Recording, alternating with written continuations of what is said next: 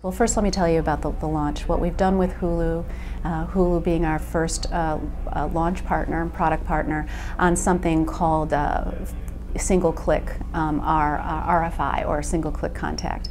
And the exciting thing about that is that it allows the viewer who is watching an ad, and in this case the launch brand is Sleep Number mattresses, that if you are interested in the product, you click one button and information on the mattress company, their products, their weekly newsletter can come your way.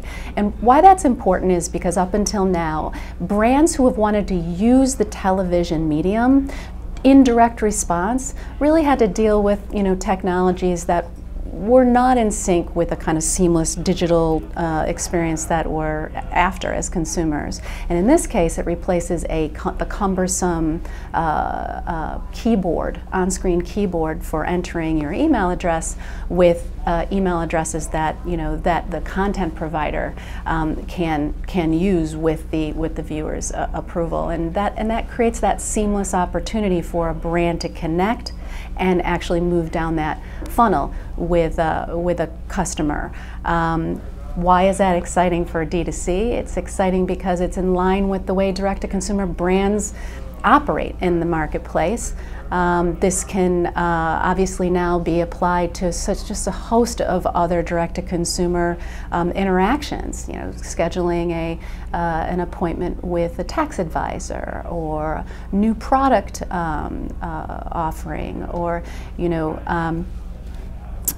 planning a vacation. So there are so many ways this very simple, seamless capability can be used, and we're really excited to bring it to the marketplace with Hulu as our launch partner, and I think the market's going to be pretty excited about it too. So just explain a little bit. Does this involve making new creative? Does this sort of screen option come up at the end of commercials, the beginning? Right. I'm sure there's a lot of flexibility, but how does that work?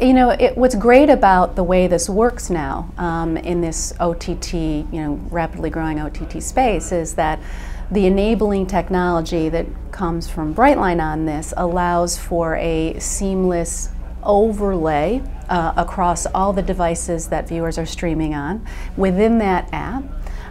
To display on the creative itself. So the creative does not need to be touched or modified in any way.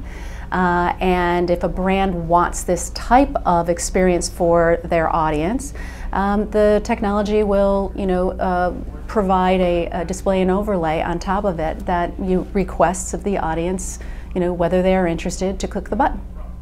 So Jackie, you're the software developer, the product developer at BrightLine. You're not selling this directly That's right. To the advertiser, but tell us a little bit about the economics of the marketplace and how it will work for the advertiser, for the publishers, and a little bit about how the pricing structure is. Yeah.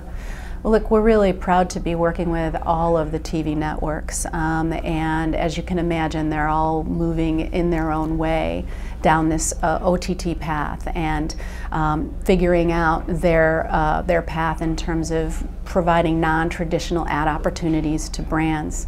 What we've seen, and which will probably be a part of this equation for a while, is that these types of interactions, or the ability for a brand to provide an audience a new kind of experience and seamless interaction, is a premium experience for a brand, right? And many networks that we work with approach it that way. How those deals ultimately get struck is very much up to the content provider.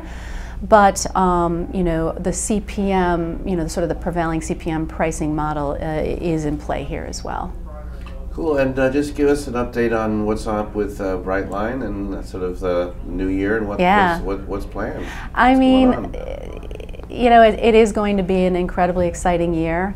This D2C piece of the equation, and our role in delivering this to the marketplace as the only provider, is incredible from the standpoint of being in position to do that.